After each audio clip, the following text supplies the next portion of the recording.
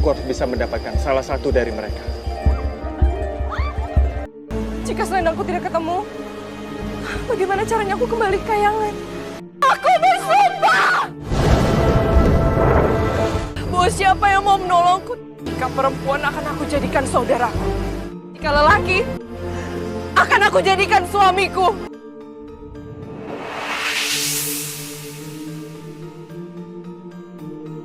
Jaka Tarub dan 7 Bidadari. Kisah ini berawal dari Desa Widodaren, Kabupaten Ngawi, di Provinsi Jawa Timur. Menurut legenda, Desa Widodaren ini terbentuk dari cerita Jaka Tarub dan 7 bidadari terutama yang bernama Nawang Wulan. Dalam legenda Jawa Tengah ini, Jaka Tarub merupakan seorang pemuda yang sakti, bertemu dengan 7 bidadari cantik yang sedang mandi dan bermain di sebuah telaga. Namun, pertemuan mereka tidak berakhir baik. Dikisahkan bahwa, Jaka Tarub hanya tinggal bersama ibunya yaitu, Embok Milah. Karena ayahnya yang sudah lama meninggal sejak ia masih kecil. Jaka Tarub dan Embok Milah bekerja di sawah untuk memenuhi kebutuhan sehari-harinya. Di suatu malam, Jaka Tarub bermimpi bertemu dan menikah dengan seorang wanita yang cantik, seperti bidadari. Pagi hari, Jaka Tarub tersenyum ketika dia terbangun dari tidur dan teringat akan mimpinya semalam. Jaka Tarub terus teringat tentang mimpi indahnya itu hingga siang hari.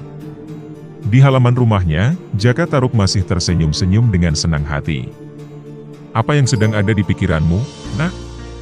tanya ibunya dengan penasaran. Tapi Jaka Tarub tetap diam, seperti tidak mendengar pertanyaan ibunya itu. "Mungkin Jaka Tarub sedang memikirkan seorang perempuan dan ingin menikah," kata Embok Milah. Akhirnya, Embok Milah berpikir untuk mencarikan istri untuk Jaka Tarub dari desanya.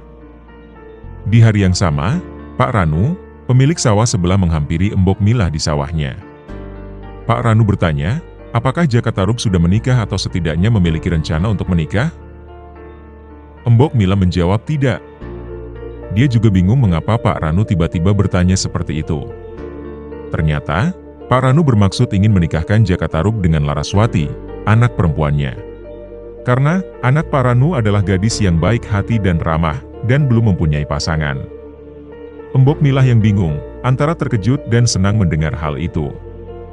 Tetapi, dia merasa perlu bertanya dan memastikannya pada anaknya itu sebelum menerima tawaran Pak Ranu. Selain itu, Pak Ranu juga memahami pertimbangan Embok Milah. Sesampainya di rumah, Embok Milah berniat untuk langsung menanyakan hal itu pada anaknya. Namun, dia memutuskan untuk tidak menanyakannya. Karena, takut anaknya tersinggung atau Jaka Tarub mungkin sudah memiliki calon istri yang belum dikenalkan kepadanya. Embok Milah menunda untuk mengajukan pertanyaan itu hingga berhari-hari sampai dia lupa. Jaka Tarub, yang dikisahkan seperti ayahnya, yang suka berburu. Pada suatu pagi, ia memutuskan untuk berburu daripada ke sawah. Jaka Tarub juga mempersiapkan semua peralatan berburu yang ia butuhkan, termasuk busur, panah, pisau, dan pedang. Setelah siap, dia pamit pada ibunya untuk pergi berburu ke hutan.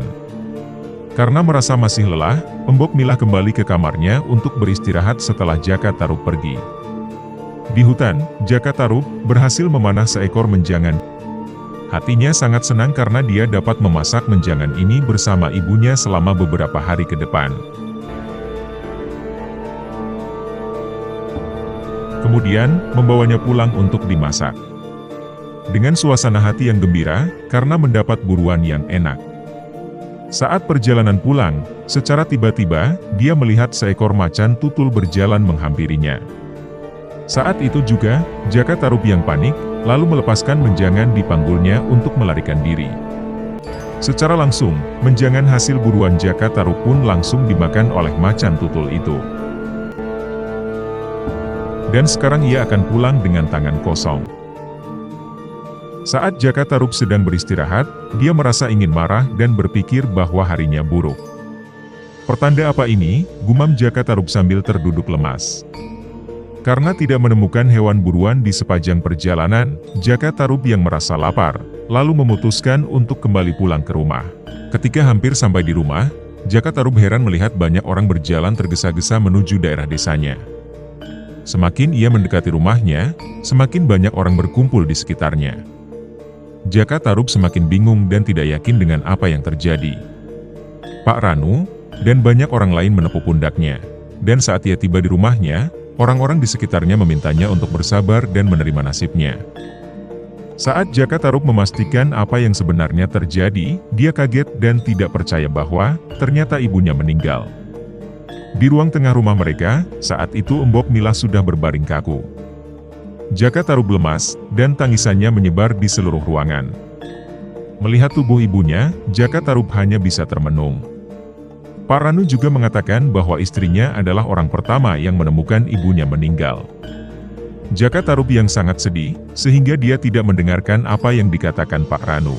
Setelah ibunya dimakamkan, dan semua orang pulang, ia merasa kesepian karena sekarang ia tinggal sendirian. Jaka Tarub juga merasa bersalah karena gagal memenuhi keinginan ibunya, yaitu melihat anaknya menikah dan menggendong cucunya. Di hari-hari berikutnya, Jaka Tarub menghabiskan waktunya untuk berburu dan membagikan hasil buruannya kepada warga.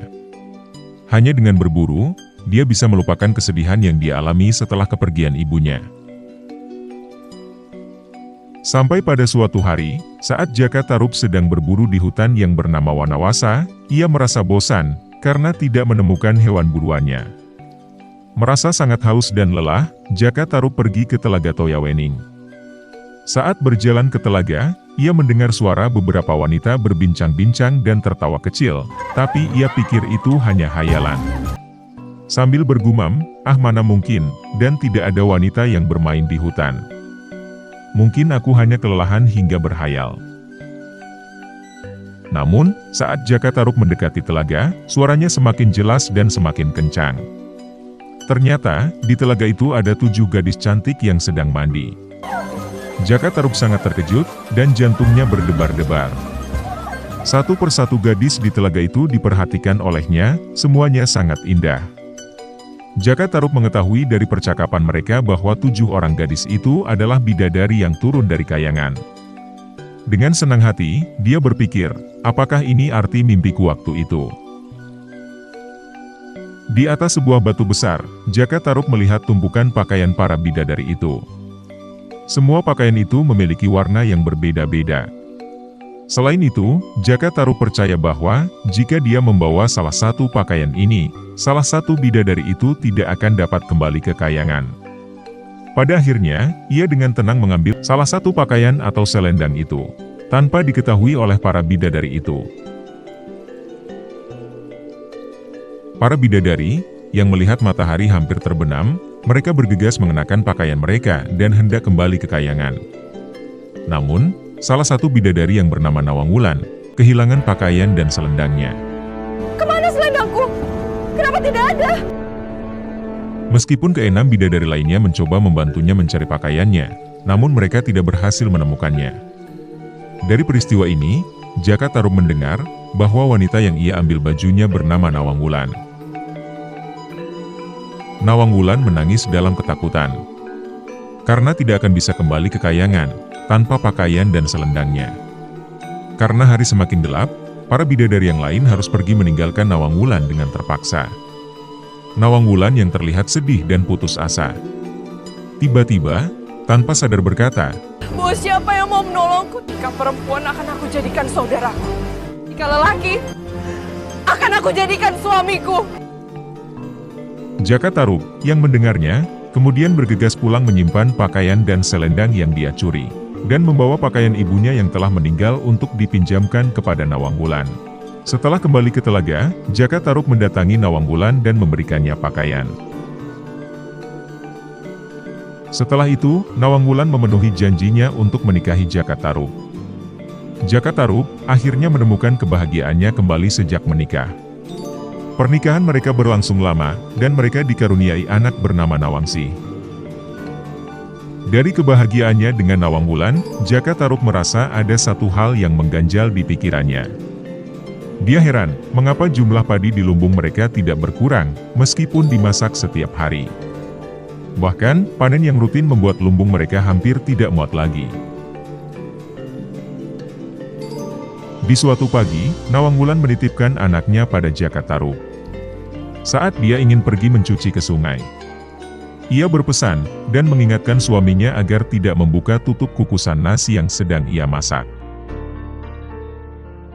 Jaka Tarub yang merasa lapar dan lupa pesan dari istrinya, kemudian membuka penutup nasi itu dan ingin tahu apakah sudah matang atau belum. Jaka Tarub benar-benar terkejut saat melihat isi kukusan itu.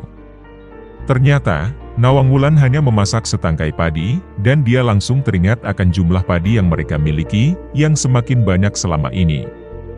Dan akhirnya, terjawab sudah pertanyaan dan rasa yang mengganjal baginya selama ini.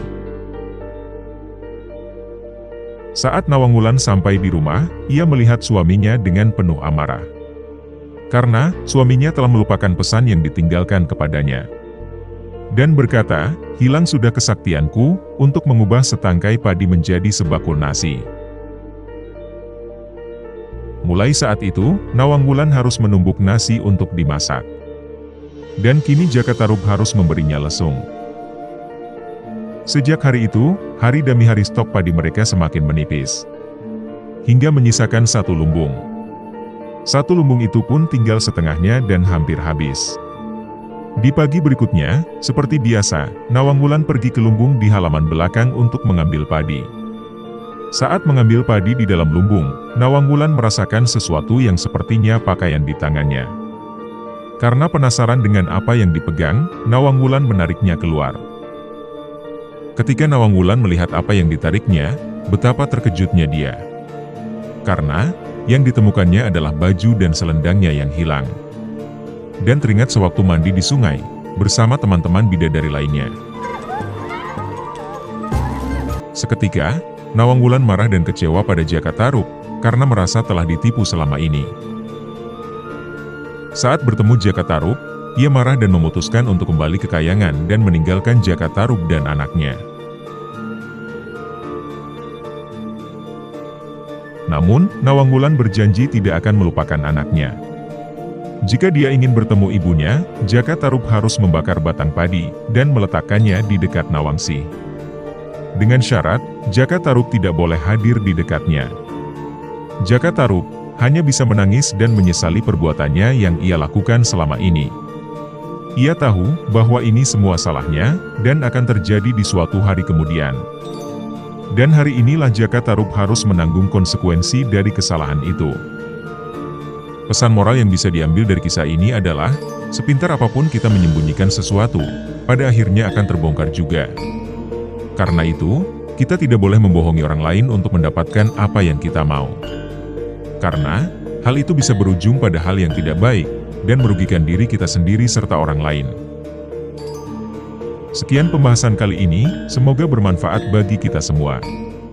Sampai jumpa di video berikutnya.